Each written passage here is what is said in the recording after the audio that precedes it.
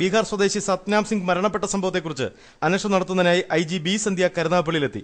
അമൃതാനന്ദമയ ആശ്രമത്തിലെത്തി മാതാ അമൃതാനന്ദമയെയും അന്തേവാസികളിൽ നിന്നും സ്വാമി സ്വരൂപാനന്ദയിൽ നിന്നും വിവരങ്ങൾ ശേഖരിച്ചു. പകൽ 11-ന് ആശ്രമത്തിലെത്തിയ അന്വേഷണ സംഘം സത്നാം സിംഗ് ദർശനം നടത്താൻ കാത്തുനിന്ന സ്ഥലം, പരിസര പ്രദേശങ്ങൾ എന്നിവിടങ്ങൾ പരിശോധിച്ചു. ആശ്രമത്തിൽ ഡ്യൂട്ടിയിലുണ്ടായിരുന്ന പോലീസുകാരായ ജോയി, സുഭാഷ് എന്നിവരുടെ മൊഴി രേഖപ്പെടുത്തി.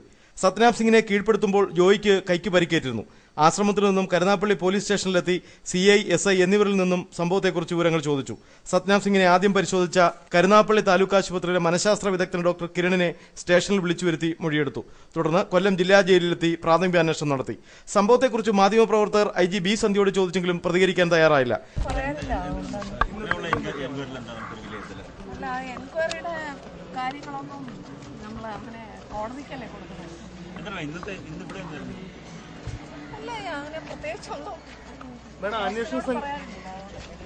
അന്വേഷണ സംഘത്തെ തീരുമാനിച്ചു ആരൊക്കെ എത്ര പേരാണ് അന്വേഷണ സംഘത്തില്? ഗോപാലകൃഷ്ണൻ, DYP ഗോപനുണ്ട്, പിന്നെ പ്രതാപൻ PA ഉണ്ട്.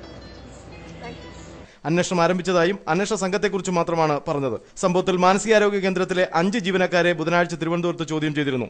IG-ക്കൊപ്പം crime branch DYSP Gopakumar Nair, Karunagappally DYSP C Rajendran എന്നിവർ ഉണ്ടായിരുന്നു. ന്യൂസ് ബ്യൂറോ, കരുനാഗപ്പള്ളി, കൊല്ലം.